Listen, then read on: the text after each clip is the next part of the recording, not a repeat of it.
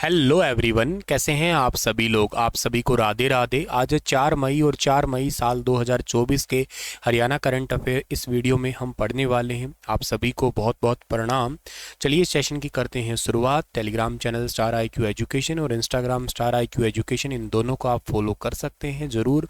मंजिल बैच है star IQ application पे, जिसमें आप पॉलिटी, ज्योग्राफी, हिस्ट्री, इकोनॉमिक्स के साथ ICT पढ़ सकते हो। बाईलिंगुअल कंटेंट आपको यहाँ पे मिलने वाला होगा। और कल आपसे सवाल पूछा था कि in which Indian state is the flamingo festival celebrated. तो फ्लैमिंगो फेस्टिवल जो है ये सेलिब्रेट किया जाता है कहाँ पे?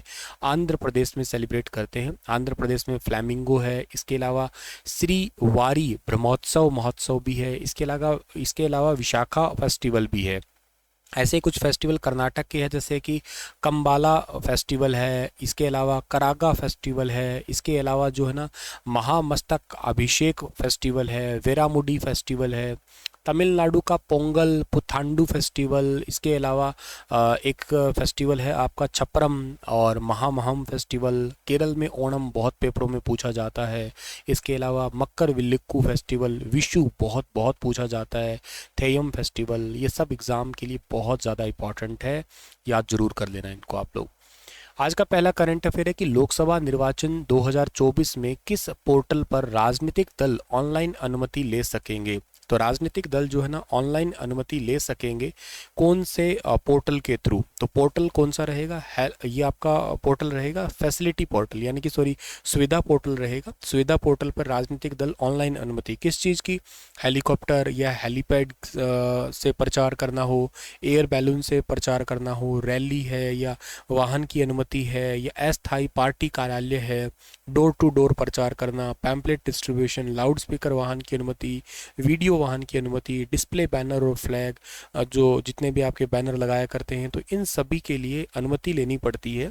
अब वो ऑनलाइन पोर्टल पे ही जाके अनुमति ले सकेंगे, ठीक है। और ये पोर्टल का नाम क्या? सुविधा पोर्टल है। एक अभी recently election commission of India के थ्रू ही ये हरियाणा के लिए स्पेशली एक मोबाइल एप्लीकेशन भी लॉन्च की गई है। क्यू एप्लीकेशन है, मोबाइल एप्लीकेशन। जैसे कि आपका फॉर एग्जांपल के लिए कि लाइन के अंदर कितने लोग, कितने कैंडिडेट हैं, ये बड़ी अच्छी एप्लीकेशन है, कह सकते हो आप लोग। आपको पता लग जाएगा कि मान लेते हैं इस लाइन के अंदर कितने लोग खड़े हैं, 20 है, 50 है, ठीक है। हरियाणा के 42वें भारतीय और अंतर्राष्ट्रीय व्यापार मेले 2023 में स्वच्छ मंडप राज्य श्रेणी में कौन सा पदक मिला? हरियाणा को 42वें भारतीय अंतर्राष्ट्रीय व्यापार मेले 2023 के अंदर जो ना स्वच्छ मंडप राज्य श्रेणी के अंदर पदक मिला है, रजत पदक। यानी कि ऑप्शन नंबर बी जो है इस सवाल का बिल्कुल ठीक रहेगा। ये पुराना क्वेश्चन मैं आपको रिवाइज करवा रहा हूँ। 27 नवंबर 2023 को नई दिल्ली के प्रगति मैदान में जो 42वां भारतीय अंतर्राष्ट्रीय व्यापार मेला हुआ था, उसमें स्वच्छ मंडप श्रेणी में हरियाणा राज्य को रजत पदक मिला था। ऐसा इतिहास में पहली बार ही हुआ है कि हरियाणा राज्य को व्यापार मेला आयोजन के अंदर पहला पुरस्कार मिला है। और हरियाणा मंडप लगभग 600 वर्ग मीटर में बनाया गया था। इसमें 51 स्टॉल है वो लगाए गए थे। और ये मेला लगा था 14 से 27 सितंबर 2023 तक लगा था। न्यू दिल्ली के प्रगति मैदान में ये मेला लगा था, ठीक है। देश का पहला G20 स्मारक हरियाणा में कहाँ पे बनाया जाएगा? तो देश का पहला G20 स्मारक हरियाणा में बनने वाला है। कहाँ पे? टोपरा कला के अंदर। ये कुछ इस टाइप का बनने वाला होगा, G20 स्मारक बनेगा ये। और यहाँ पे जो है ना इस एक साइड पे इसमें G20 देशों के फ्लैग है वो भी लगाए जाएंगे। वैसे अब ये G20 ना कहें तो ठीक रहेगा, अब G21 कहेंगे तो ज़्यादा बेटर लगेगा। अब ये 3D डिज़ाइन इसका बन के कम्प्लीट हो चुका है। और देश का सबसे बड़ा अशोक चक्र स्थापित होने का रिकॉर्ड भी यहाँ पे लिम्का बुक में ऑलरेडी दर्ज है। आप सबको पता है अशोक चक्र यहाँ पे टोपरा गांव के अंदर ही है। ये जो बनेगा G20 स्मारक या G21 कहिएगा, ये 30 फीट का इसकी लंबाई होगी। 4 एकड़ में ये बनने वाला होगा और माइल्ड स्टील से बन के तैयार होगा। 50 टन इसका टोटल वजन होगा। गोल्डन कलर में ये बनाया जाएगा। इस पे कमल, सिंह, घोड़ा, हाथी, ये इस पे सिंबल लगाए जाएंगे। अशोक एडिक्ट पार्क जो आपका है टोपरा कला, वहाँ पे इस प्रकार का ये जो पार्क है ना वो तैयार किया जाएगा। अच्छा, एक बात और याद रखना आप लोग कि G20 के समिट अपने इंडिया में 2023 के अंदर हुआ था। इस बार 2024 का ब्राज़ील में हो रहा है। इससे अगला जो है ना वो होने वाला है कहाँ पे आपका? वो 2025 के अंदर होगा, साउथ अफ्रीका के अंदर होगा। इससे भारत से पहले वाला कौन सा था? तो भारत से पहले वाला इंडोनेशिया के अंदर हुआ था। इसमें टोटल ग्रुप ऑफ 21 है, G21 इसको हम लोग कह रहे हैं। इस बार हमारी भारत की अध्यक्षता में ही इस इसमें अफ्रीकन यूनियन जो है ना वो ऐड हुआ था, ठीक है। और इसके अलावा याद रखना कि ये बना कब था, ग्रुप ऑफ 20 या G20 का ग्रुप कब बना था? 1999 में। भारत इसका कब से मेंबर है? भारत इसका सिंस 1999 से ही जो है ना ये मेंबर है, ये याद रखना आप लोग। के अलावा एक बात आप और याद कर सकते हैं कि जो हमारा G20 ग्रुप है या G20 जो समिट है ना, इस बार इंडिया में हुआ था 2023 में। तो कब से कब तक भारत के पास मेज़बानी थी? तो भारत के पास में 1 दिसंबर 2022 से लेके और 30 नवंबर 2023 तक जो है ना ये मेज़बानी रही थी भारत के पास में।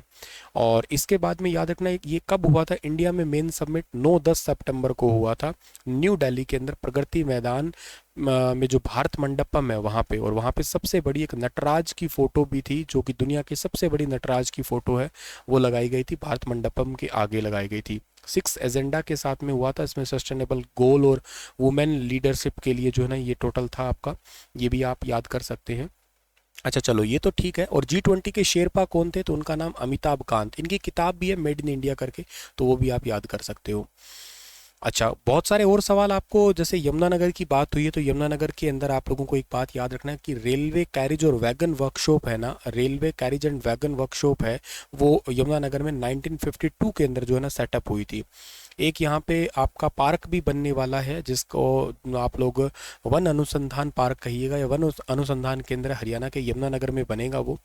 और इसके अलावा आप लोग और याद करेंगे यहाँ पे कि यहाँ पे दीनबंधु तापीय विद्युत परियोजना भी है या दीनबंधु छोटूराम थर्मल प्लांट भी है।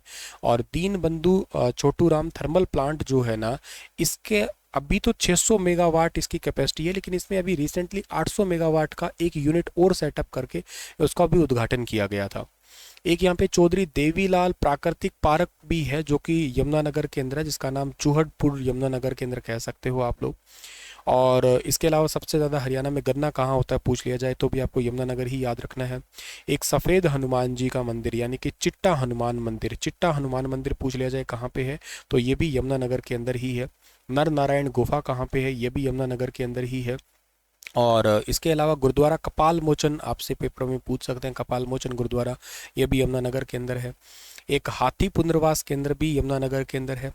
चनेटी स्तूप आपसे पूछ सकते हैं, ठीक है ना, चनेटी स्तूप है, बौद्ध धर्म से रिलेटेड है, ये भी आपका यमुनानगर जगाधरी में है। यहाँ पे चीनी यात्री भी आया था, CU की जो किताब है ना उसकी, उससे इसके बारे में पता लगा, हर्षवर्धन के शासनकाल में आया था वो। और इस वाले जगह पे ये क्वेश्चन HTET के पेपर में भी आया था। जो HTET की प्रिपरेशन कर रहा है ना उसके लिए काफ़ी ज़रूरी चीज़ है, रेगुलर क्लास लगाया करो आप लोग, ठीक है। हरियाणा का चेरापूंजी छछरौली को कहा जाता है, ठीक है ना, छछरौली को कहा जाता है हरियाणा का चेरापूंजी। तो ये भी याद रखना, सबसे ज़्यादा बारिश होती है हरियाणा के अंदर यहाँ पे, ठीक है। और टिम्बर मार्केट मतलब लकड़ी उद्योग अगर पूछ लिया जाए तो भी यमुनानगर के अंदर ही है वो। तो ये पॉइंट भी आप लोग छोटी छोटी चीज़ें हैं जो याद कर सकते हो। तो ये सब चीज़ें याद रखना। अच्छा, एक यहाँ पे ना आपको दर्शन लाल जैन का भी नाम याद आ रहा होगा। दर्शन लाल जैन का नाम क्यों याद आ रहा है कि एक गांव है यहाँ का जिसका नाम पहले मुस्तफ़ाबाद होता था, अब उसका नाम कर दिया गया है सरस्वती नगर, क्योंकि इन्होंने उसी जगह से सरस्वती नदी की धारा को पुनर्जीवित किया था।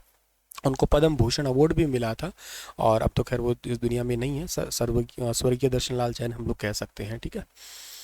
चलो इसी के साथ ये सेशन तो समाप्त होता है। आपके लिए क्वेश्चन है, the author of the world famous Harry Potter series, Harry Potter series के ऑथर कौन है बताइएगा आप लोग कमेंट में मुझे। कल मिलता हूँ आपको मैं लेटेस्ट करंट अफेयर के साथ में, तब तक अपना ख्याल रखना। आप सभी को राधे राधे।